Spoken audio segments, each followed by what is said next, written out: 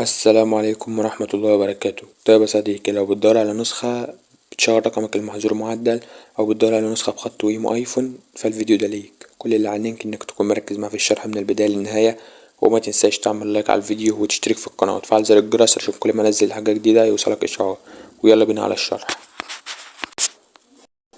مبدئيا النسخة بتفتح معاك بالشكل الجامد ده. عندك هنا الشتات والمجموعات والمكالمات، وعندك هنا طبعا الستوري.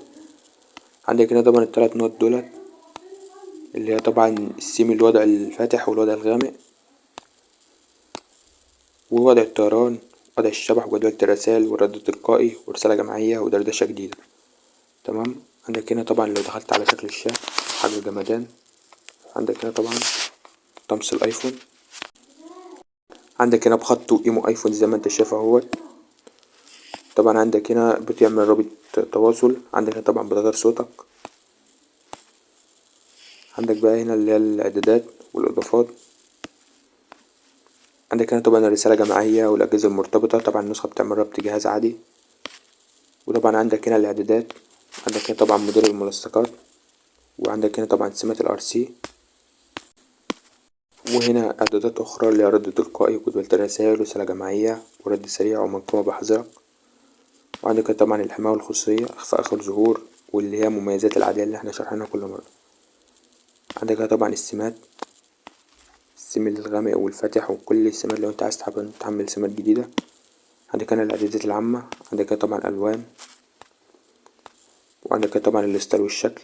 عندك هنا طبعا هي النسخة أصلا ايفون، فمش هتحتاج ان انت تنزل اللي هو السيم الايفون ده.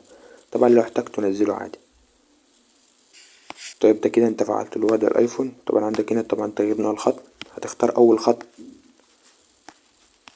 اول خط عربي. كده انت فعلت وضع الايفون، الخط الايفون وكل حاجة ايفون. هتخرج كده وتدخل على الشاشة الرئيسية. عندك هنا طبعا البر العلوي. عندك هنا طبعا ستايل البر التنقل، مثلا تخلي اي شكل. عندك هنا طبعا ستايل القصص، وضع الشبح، وإظهار أيقونة إضافة الحسابات، وإظهار أيقونة الكاميرا، وإظهار أيقونة الوضع الليلي، وإظهار أيقونة وضع الطيران، إخفاء صورة الملف الشخصي، تعطيل الضغط على RC. طبعا عندك هنا الأسطر. طبعا الأسطر معاك تقدر بقى تخلي الأسطر وتخلي النسخة بالشكل اللي انت تحبه. وعندك هنا طبعا تصفية الدردشات، إخفاء القنوات، إخفاء الخط الفاصل بين المحادثات، إخفاء الأرقام الغير محفوظة. عندك هنا ما تم الاتصال بيه بكثرة وجهات الاتصال. عندك هنا طبعا شاشة المحادثة. عندك هنا إظهار قائمة iOS في الدردشات. طبعا يعني نسخة جمدان، وركز معايا عشان اقولك ازاي تحمل النسخة. وعندك هنا طبعا شاشة المحادثة والويدجت والتحديثات وقناة التليجرام. طيب يا صديقي، طريقة تحميل النسخة هتلاقيني سايبلك رابط في الوصف اسمه تحميل النسخة الباص في الفيديو. طيب هتدخل على قناة التليجرام هتلاقي النسخة بالشكل ده. هتحمل النسخة، بعدها تضغط عليها كده. بعدها طبعا هتشوف انت بتفتح النسخة بتطبيق ايه. طبعا انا بفتح نسخة بتطبيق ميديا مانجر. طبعا هيقولك حط الباسورد. الباسورد هيكون 4070. الباسورد 4070 وبس كده. اتمنى اكون كفيت ووفيت، وهتقولك لو نسيت، واشوفك الفيديو الجاي يا عمر.